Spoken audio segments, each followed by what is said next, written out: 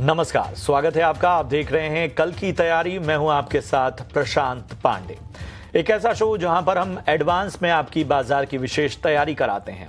जी हाँ, ये शो देखने के बाद आपको अंदाजा होता है कि कल जब आप बाजार में उतरें तो आपको किन लेवल्स का ध्यान रखना चाहिए निफ्टी, बैंक निफ्टी पर, और इसके साथ ही किन सेक्टर्स को अपने रडार पे रखना होगा ताकि आपकी एडवांस में तैयारी हो और जब आप कल बाजार में उतरें तो आप बाकियों से एक कदम आगे रहें। यही नहीं, आपके सवालों के जवाब भी दिए जाते हैं और इस शो में आपको करना कुछ नहीं है, अपने सवाल हमें YouTube पर भेजने हैं। कहीं नहीं भेजना है, सिर्फ और सिर्फ YouTube पर। YouTube के कमेंट बॉक्स में जाइए और अपने सवाल हम तक पहुंचाइए।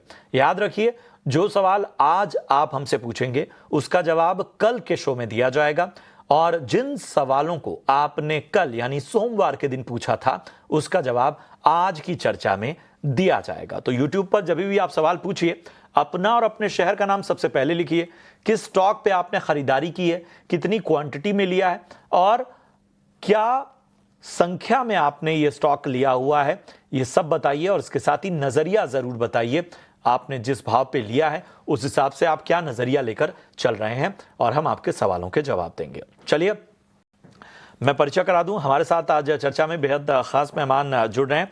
हमारे साथ टेक्निकल एनालिस्ट पृथ्वी फिनमार्ट के हरीश जुजारे साहब जुड़ चुके हैं।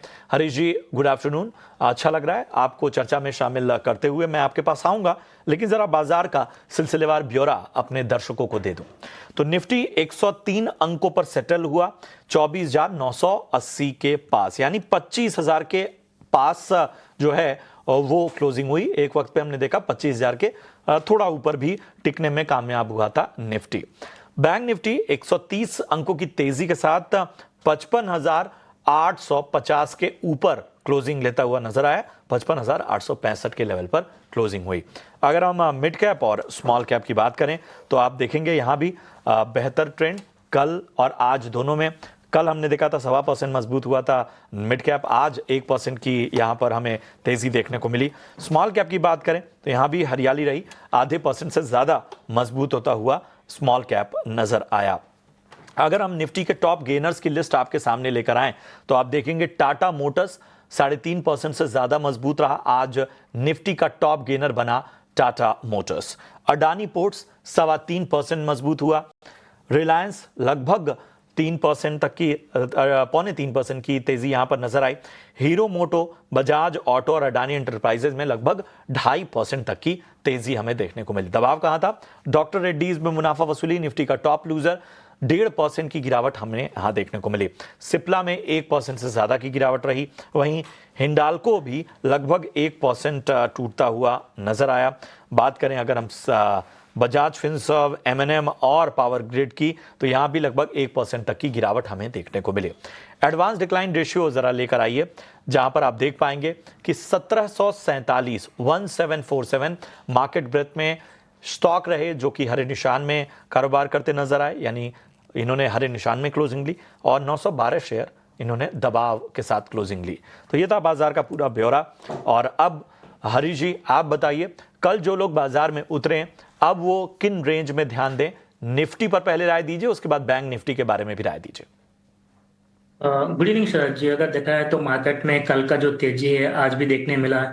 ऑलमोस्ट 100 अंक के तेजी के साथ निफ्टी आज का क्लोजिंग दिया है। मुझे लग रहा है कि देखा है तो टेक्निकली देखते हैं तो जो हाई रेसिस्टेंस जोन था, जो साइकोलॉजिकल लेवल था 25,000 का, उसके ऊपर जाने की थोड़ा कोशिश कर रहा था निफ्टी, लेकिन आज भी थोड़ा बहुत फेल्यूर देखने मिला। मुझे लग रहा है कि रेजिस्टेंस की बात करते हैं तो निफ्टी के लिए 25,050 के अराउंड एक रेजिस्टेंस जोन है, उसको निकालना जरूरी है जो जबकि एक तेजी बनने के लिए। और उसके बाद ही हम लोग कह सकते हैं कि मार्केट में ट्रेंड रिवर्सल देखने मिल सकता है उसके बाद, जो कि निफ्टी को 25,250 लेवल्स तक ऊपर की ओर पुश कर सकता है। तो निफ्टी में देखा है तो फिलहाल के लिए एक रेजिस्टेंस बना हुआ है 25,050 के अराउंड। और सपोर्ट्स की बात करते हैं देखा है तो 24,850 का एक इमीडिएट सपोर्ट बन चुका है। तो मुझे लग रहा है कि जब तक इसके ऊपर टिका हुआ है थोड़ा रेंज में कंसोलिडेट हो सकता है, जब तक क्लियर ब्रेकआउट ना दे निफ्टी के तो 25,050 का लेवल जो रेजिस्टेंस जोन है।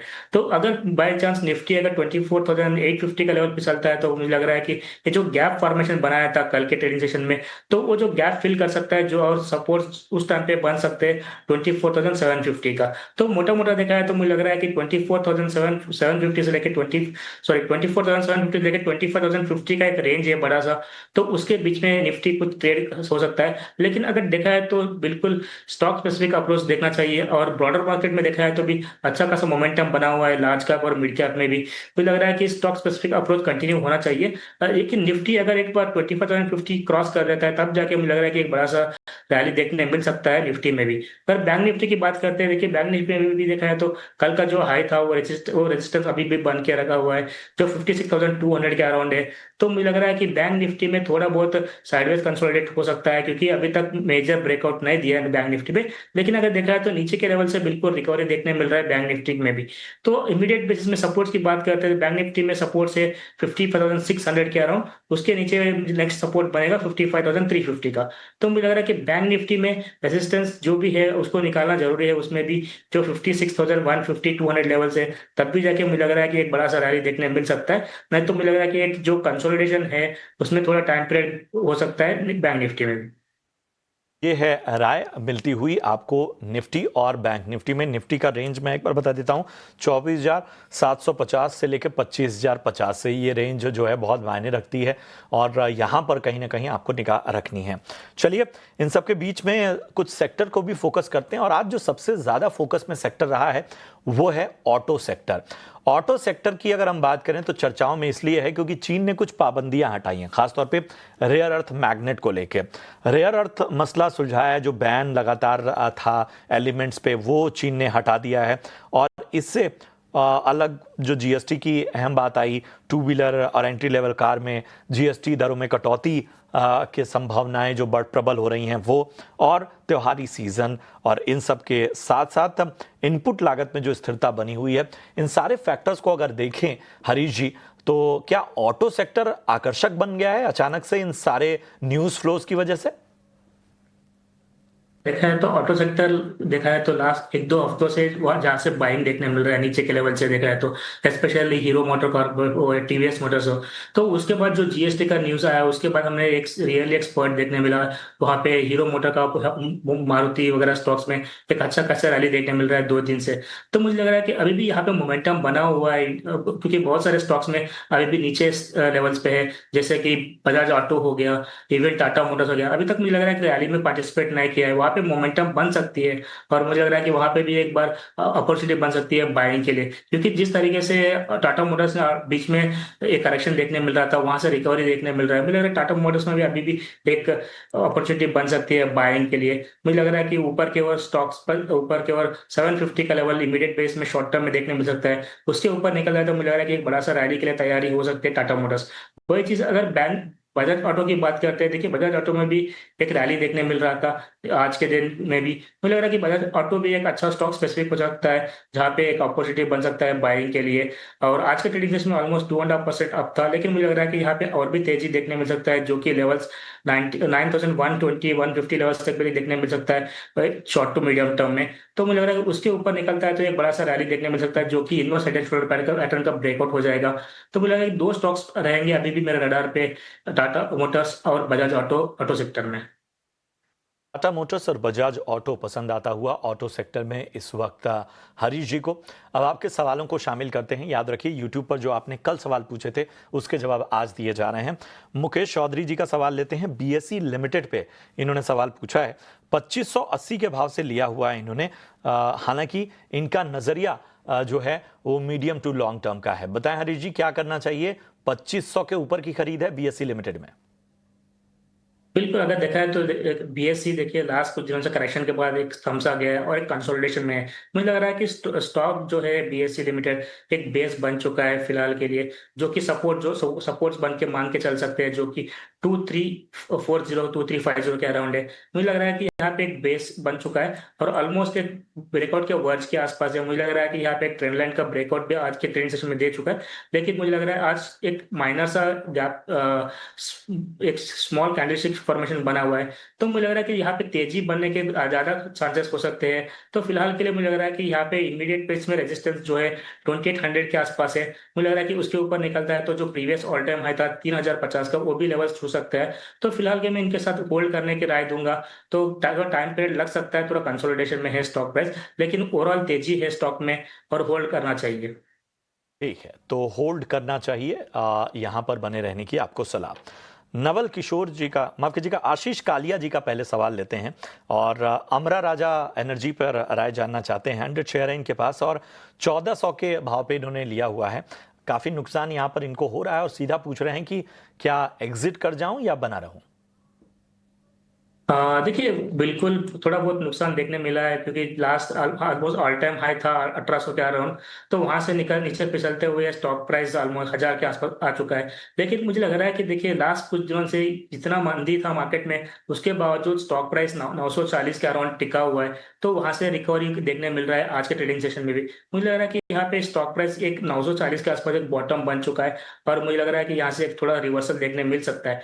तो अगर इनको होल्ड रखना है लॉन्ग टर्म के लिए, मुझे लग रहा है कि 940 का स्टॉप लॉस मेंटेन करके होल्ड रखना चाहिए कुछ टाइम पीरियड के लिए।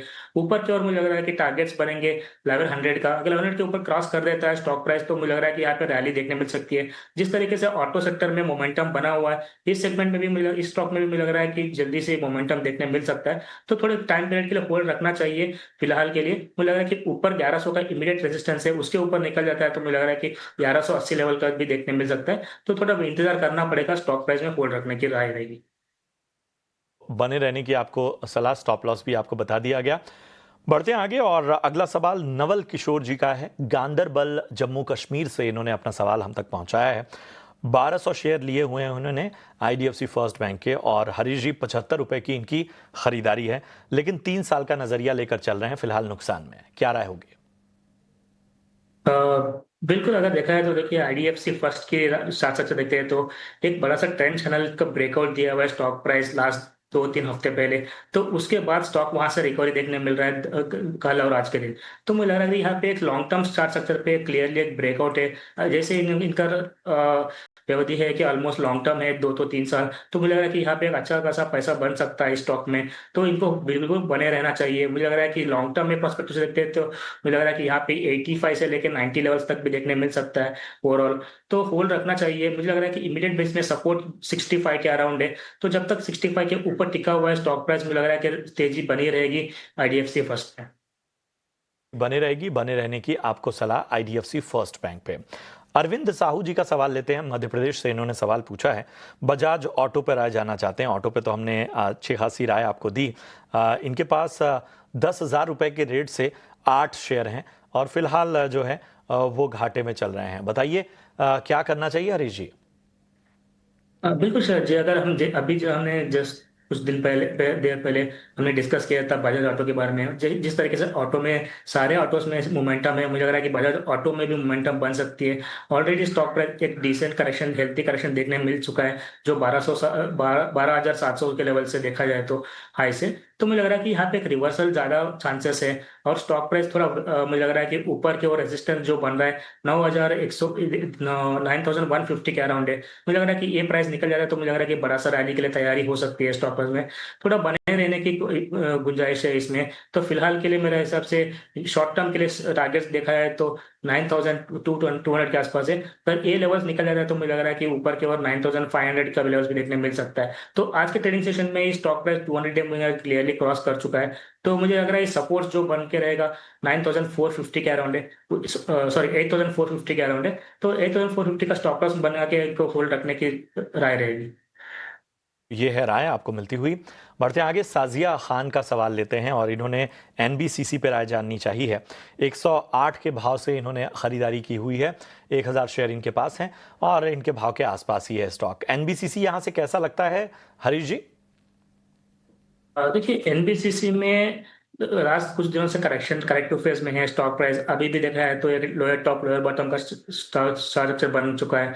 तो ऐसा कोई अभी तक फिलहाल कोई क्लियर मोमेंटम नहीं दिखाई दे रहा है। मुझे लग रहा है कि ये थोड़ा कंसोलिडेशन में हो सकता है। तो सपोर्ट्स की बात करते हैं तो मुझे लग रहा है कि 100 के अराउंड है जो 200 मूविंग एवरेज का प्राइस है। तो उसके पास सपोर्ट जोन से जब तक इसके ऊपर टिका हुआ है, मुझे लग रहा है कि थोड़ा तेजी बन के रहेगी। लेकिन मुझे लग रहा है कि मोमेंटम थोड़ा अभी तक फिलहाल बना नहीं है, तो थोड़ा साइडवेज कंसोलिडेशन में हो सकता है स्टॉक प्राइस। तो जो भी है, अगर इनको होल्ड रखना है तो 100 के स्टॉप के साथ होल्ड रख सकते हैं। लेकिन 100 के नीचे फिसलता है तो मुझे लग रहा है कि थोड़ा बिग वाली देखने मिल सकती है और थोड़ा सेलिंग प्रेशर बढ़ सकती है। तो मुझे लग रहा है कि 100 का स्टॉप लॉस मेंटेन करना चाहिए और होल्ड कर सकते हैं फिलहाल के लिए। आखिरी सवाल ले लेते हैं। सौमेंद्र उपाध्याय पश्चिम बंगाल से सवाल इन्होंने भेजा है। IRFC पे राय जानना चाहते हैं। 123 के भाव पे इन्होंने लिया है, 1 साल का नजरिया लेकर चल रहे हैं। हरीश जी। देखिए, सारे PSU के स्टॉक देखते हैं तो PSC के रेलवे स्टॉक में वहां पे अच्छा खासा करेक्शन देखने मिल रहा है। इवन रेलवे स्टॉक्स में भी देखा है तो ऑलरेडी IRFC हो, इवन इरकॉन हो, बहुत सारे स्टॉक्स में करेक्शन देखने मिल रहा है। लेकिन अभी देखा है तो मोमेंटम स्लोली स्लोली बिल्टअप हो रहा है, लेकिन इतना ज्यादा तेजी दिखा नहीं रहा है फिलहाल के लिए स्टॉक्स में। मुझे लग रहा है कि थोड़ा टाइम पीरियड कंसोलिडेशन हो सकता है, क्योंकि मेजर मूविंग एवरेज के नीचे स्टॉक प्राइस फिसल चुका है। जो 200 डे मूविंग एवरेज, 50 और 20 डे मूविंग एवरेज के नीचे ट्रेड कर रहा है स्टॉक प्राइस। तो मुझे लग रहा है कि थोड़ा कंसोलिडेशन रह सकता है फिलहाल के लिए।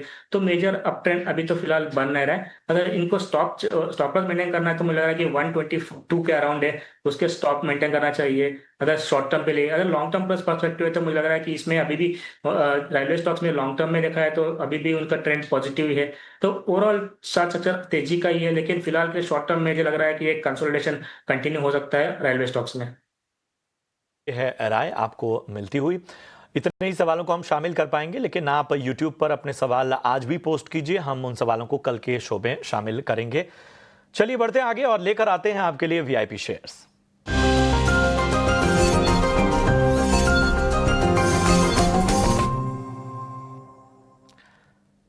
हरीश जी, फटाफट से बताइए आपके रडार पे कौन से स्टॉक्स हैं? बिल्कुल, अगर देखा है तो मेरे रडार पे दो स्टॉक्स है। पहला स्टॉक है IDFC। हमने जैसे डिस्कस किया था, मुझे लग रहा है कि IDFC में क्लियरली एक नीचे लेवल से रिकवरी देखने मिल रहा है। आज का ट्रेडिंग सेशन में वॉल्यूम्स भी अच्छा खासा गेन होने दिख रहा है। तो मुझे लग रहा है कि करंट आज के कल सुबह मॉर्निंग में बाइंग बिल्कुल कर सकते हैं ओपनिंग में। मुझे लग रहा है कि टारगेट्स बनेंगे 74 और 76 का शॉर्ट टू मीडियम टर्म के लिए, और स्टॉप लॉस मेंटेन करना चाहिए 6880 का। IDFC फर्स्ट में बाइंग की राय रहेगी। और दूसरा स्टॉक रहेगा PB फिनटेक पॉलिसी बाजार में। तो पॉलिसी बाजार में भी देखा है तो एक क्लियरली एक ट्रेंड चैनल का ब्रेकआउट दिया था कल के ट्रेडिंग सेशन में, और आज कंटिन्यूएशन भी देखने मिल रहा है। मुझे लग रहा है कि यहाँ पे भी एक बाइंग अपॉर्चुनिटी बन सकती है। जो ऊपर के टारगेट्स 1980 और 2030 का टारगेट्स बन के रहेंगे, और स्टॉप लॉस मेंटेन करना चाहिए 1850 का। राय आपको मिलती हुई और आपको अहम अपनी रिकमेंडेशन बता दी गई। तो शुक्रिया करेंगे हरीश आपका चर्चा में जुड़ने के लिए और तमाम दर्शकों का मार्गदर्शन करने के लिए। फिलहाल इस शो में यानी कल की तैयारी में आज के लिए इतना ही। आप अपने सवाल हम तक पहुंचाइए YouTube पर, हम कल उन सवालों का समाधान, उनके जवाब देंगे। हमें दीजिए इजाजत, नमस्कार।